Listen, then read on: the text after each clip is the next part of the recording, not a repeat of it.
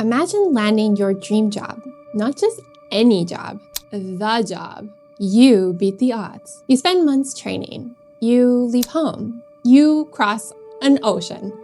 And eventually, you step aboard the most recognizable cruise ship in the world.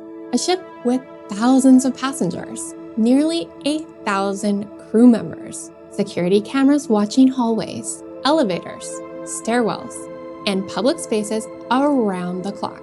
If there was a place where someone couldn't simply disappear, this should be it. But before sunrise on March 22nd, 2011, one of those cameras captures a young crew member. She's on an internal phone and she looks distressed. She hangs up the phone and walks away. And from that moment on, no one can say with certainty what happened next. She never reports for work. No emergency alarm sound. No clear evidence of a struggle. No answers. Just one of the most baffling disappearances to ever happen aboard a modern cruise ship. A place where someone should have been impossible to lose. But the strangest part of the story isn't what's missing. It's what came back. This is Best Day Gone Wrong, the show where dream vacations become nightmares and the trip of a lifetime becomes the day everything falls apart. I'm your host, Jay, and this is the disappearance of Rebecca Coriam. And more than 15 years later, her family is still waiting for the truth. Before Rebecca Coriam became the center of an international mystery, she was just a 24-year-old chasing a dream. Rebecca grew up in Chester, England, in a close-knit family with her parents, Mike and Anne Maria. The people who knew her best describe her as someone who is energetic, caring, and happiest when she was helping other people. She studied youth work in college, and if there was one thing that everyone agreed on, it was this. Rebecca loved working with kids. Long before she ever stepped foot on a cruise ship, she'd spent summers at children's camp in Maine in the United States. It combined two of the things she loved most, traveling and making a difference in young people's lives. So when Disney Cruise Line opened applications for youth counselors, it wasn't just another job posting. It was everything that she had been working towards. Thousands of people dream of working for Disney. Only a small percentage ever make it through the selection process. Rebecca did. After interviewing in London, she earned a position as a youth activities counselor, one of the crew members responsible for creating the magic for children and families on board. It wasn't easy. There were months of training in Florida, followed by assignments on ships that sailed around the Bahamas. Eventually, Rebecca received the assignment she'd been hoping for, the Disney Wonder, sailing 7-night cruises along the Mexican Riviera from Los Angeles. For a 24-year-old who loved children, adventure, and seeing the world, it must have felt like she had won the lottery. Even though she was thousands of miles away from home, she stayed close with her family. They talked through Facebook, Skype, and messages whenever they could. Exactly the way most families stay connected when someone is working overseas. None of this would matter in less than 12 hours. On March 21st, 2011, the Disney Wonder departed Los Angeles for another voyage down the Mexican coast. Before the cruise ship sailed, Rebecca sent a simple message home. She told her parents she'd call them the next day. It was the kind of message no one thinks twice about. Routine, ordinary, the last conversation they would ever have with their daughter. This is the moment that defines the entire case, because unlike most disappearances at sea, this one wasn't completely unwitnessed. There was a camera, and for more than 15 years, people have gone back to the same few minutes of footage searching for answers. It's March 22nd, 2011, around 5:45 in the morning. Most passengers aboard the Disney Wonder are still asleep. Outside, the ship is sailing off the coast of Mexico, near Puerto Vallarta. Inside the crew areas, another workday is beginning. And in one hallway, a security camera captures Rebecca, standing beside an internal ship phone. She's talking to someone. What they're discussing has never been publicly released. But according to people who later viewed the footage, Rebecca appeared upset. At one point, another crew member walks into the frame. He pauses. He looks at Rebecca and he asks a simple question. Are you okay? Rebecca responds, yeah, I'm fine. It's such an ordinary exchange, the kind that people have every day. Words that mean almost nothing in that moment, and honestly, sometimes everything afterwards. Rebecca hangs up the phone. She walks away, and this is where the story becomes difficult to explain because that moment captured on camera is the last confirmed sighting of Rebecca Coriam anywhere, ever. A few hours later, Rebecca is expected to report for work. Her shift begins at 9 a.m. She never arrives. Crew members begin searching the ship, her cabin, the crew areas, public spaces. Nothing. No signs of Rebecca. No witnesses who say they saw what happened next. And according to public reporting, no man overboard alarm is triggered. That matters because modern cruise ships are designed with multiple safety systems intended to prevent or detect accidents at sea. Search efforts begin. The United States Navy assists. Mexican authorities become involved. The ocean is searched. And yet, no trace of Rebecca is ever found. No belongings. No clear evidence. No answers. Just a single image frozen in time. A woman standing in a hallway saying, yeah, I'm fine. Disney would have a theory for what happened next. And none of it added up.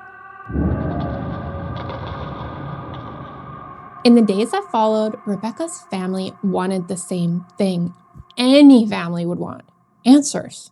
And Disney did provide an explanation. According to public reporting, the captain's theory was that Rebecca may have been swept overboard by a wave near the crew pool area on Deck 5. At first, it sounds like an answer, but for Rebecca's family and for some journalists and investigators who later examined the case, it raised new questions. The crew pool area was surrounded by barriers designed to help prevent accidental falls. Weather reports from that morning did not indicate unusually severe conditions, and there has never been publicly released evidence confirming that a rogue wave occurred. Then, there were questions about Rebecca's belongings. People who knew Rebecca later told reporters that the clothing visible in the final security footage appeared unusually large, leading to some to wonder whether she was wearing items that weren't normally hers. It is important to note that this has never been officially explained, but the clothes weren't the strangest part.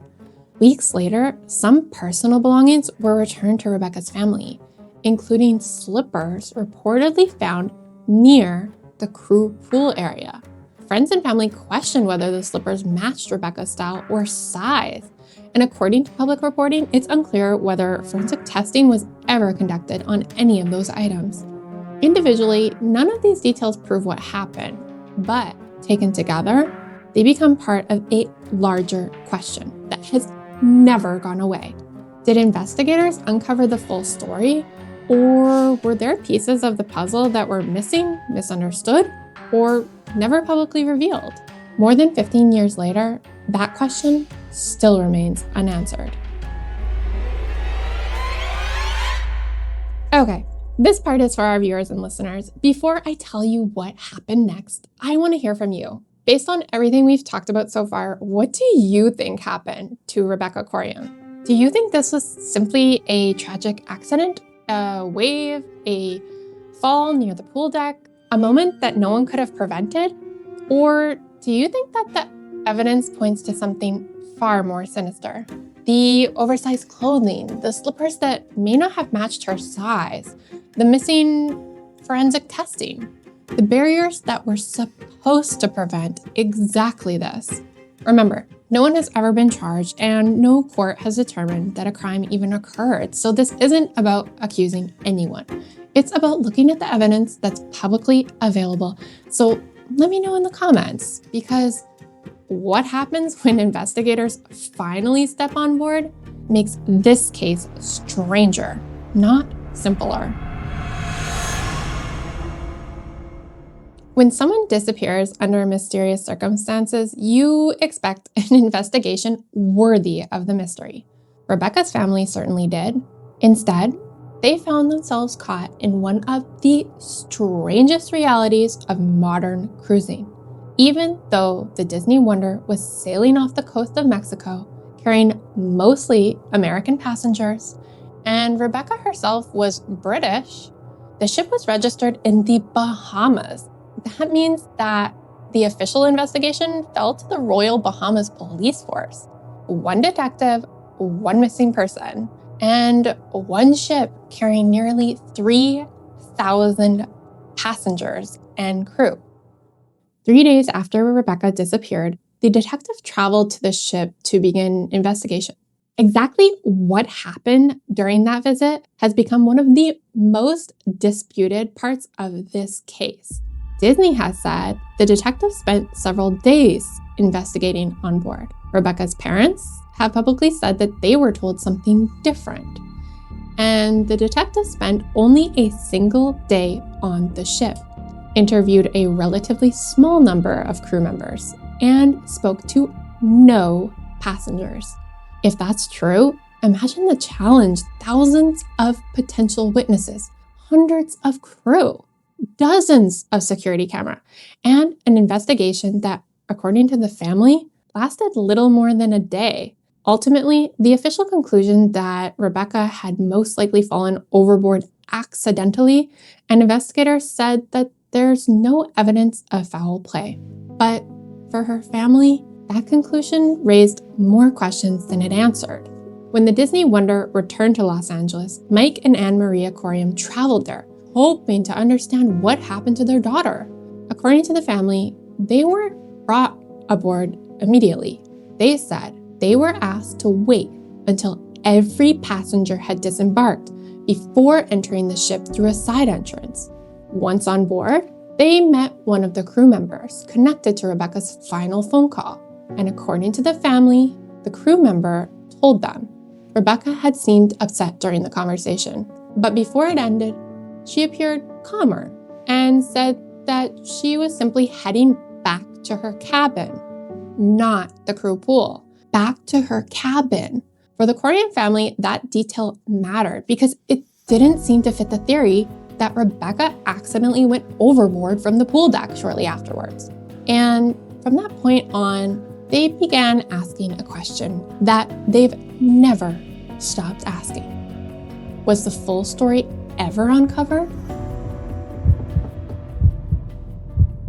As the months passed, the questions didn't disappear. If you thought they stopped there, well, they were only just getting started, and they multiplied. In May 2011, just weeks after Rebecca vanished, her bank reportedly detected an attempted access to one of her accounts. Her bank card has never been returned with the rest of her belongings, and later that year, members of Rebecca's family discovered that the password to her Facebook account had been changed. Who changed it? No one has publicly answered that question. Then, almost 1 year later, came the message no one expected. Her father received an email from a woman who believed that she had seen Rebecca months earlier in Venice, walking alongside a dark-haired man. For a brief moment, hope returned. Imagine what that must have felt like. After a year of grief, suddenly wondering if your daughter might still be alive somewhere. But the lead couldn't be verified, and Rebecca's passport had already been recovered from the ship, and no evidence ever emerged confirming the sighting. Like so many other leads, it faded away, and years later, British journalist John Ronson boarded the Disney Wonder while researching the case, speaking with crew members who had worked aboard the ship. and some suggested, off the record, that there may have been more known internally than had been publicly shared. Those comments have never been independently confirmed, but they fueled continued public interest in the case. The questions didn't stop there. Over the years, a UK member of Parliament publicly stated he believed that Rebecca may have been the victim of a crime and said that he had reviewed documents supporting that view. Separately, maritime investigator David Jones publicly expressed his opinion that Rebecca may have been sexually assaulted before her disappearance. It's important to stress that these are opinions and allegations, not findings established by a court or official investigation. No one has ever been charged in connection with Rebecca's disappearance, and Disney has consistently stood by the findings of the original Bahamian investigation. In 2015, Rebecca's family filed a lawsuit against Disney. The case was later settled out of court. The terms were never made public. And today, more than 15 years after Rebecca disappeared, there is still no body, no arrest, no definitive explanation. Just a family still searching for answers.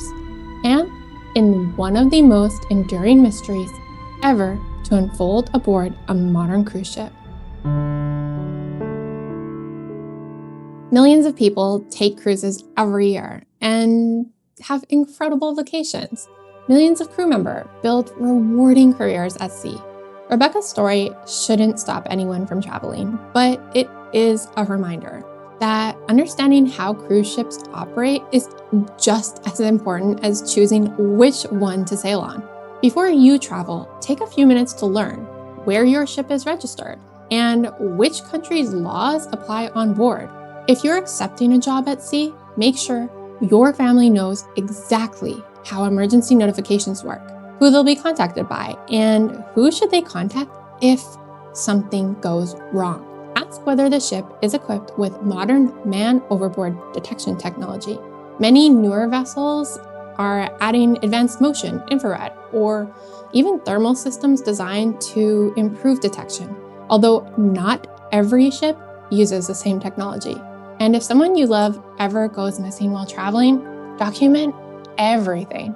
Request that surveillance footage be preserved. Ask for copies of official reports. Keep written records of every conversation. The first hours after a disappearance are often the most important. Organizations such as International Cruise Victims were created by families who experience tragedies at sea themselves. They provide information, support, and practical guidance for people trying to navigate situations no family ever expects to face. If you're watching this because someone you love disappeared while traveling, or because you've spent months or years searching for answers, our hearts are with you. No family should have to fight for basic information about what happened to someone they love. Rebecca's story reminds us that behind every headline, every investigation, and every unanswered question, there is a family whose lives changed forever. If you find yourself in that position, know that there are organizations, victim advocates, embassies, and consular services that can help you understand your rights and guide you through the process. Most importantly, don't let anyone convince you that asking questions is the same as refusing to accept reality. Families deserve clear communication, they deserve transparency, and deserve to know that every reasonable effort has been made to uncover the truth, whether the truth is easy to hear or not. Rebecca Coriam was just 24 years old. She landed what many people would have called the job of a lifetime. She got to travel the world. She spent her days making vacations magical for children and their families. And on the morning of March 22nd, 2011, she disappeared. More than 15 years later, no one has been charged in connection with Rebecca's disappearance. No definitive explanation has been established, and her family is still searching for answers. Before we end, we want to offer our sincere condolences to Rebecca's parents, Mike and Anne Maria, along with everyone who knew and loved her. No family should have to spend years wondering what happened to someone they love. We also want to be clear about something. This episode is not intended to accuse any individual or organization of wrongdoing. Everything we've shared is based on publicly reported information and official statements. Whether we've discussed theories, opinions, allegations, all put forward by journalists, investigators, public officials, or even Rebecca's family, we've identified them as exactly that, not established fact. If you have credible information about Rebecca Coriam's disappearance, we encourage you to contact the appropriate authorities. We'll include relevant contact information and source material in the description below, because sometimes the smallest piece of information can be the one that changes everything. But perhaps the most heartbreaking part of Rebecca's story isn't the mystery itself. It's what was lost. A daughter, a friend, a young woman who loved working with children, loved to travel, and had her entire future ahead of her. Behind every headline, every documentary, and every online theory is a real family, still hoping that one day someone will finally tell them the truth. And maybe that's why Rebecca's story continues to matter. Not because it's one of the greatest cruise ship mysteries ever told, but because it remains one family's unanswered question. If you've enjoyed this episode of Best Day Gone Wrong, consider subscribing, because next time we're diving into a vacation that began with excitement and ended in a way that no one could have ever predicted.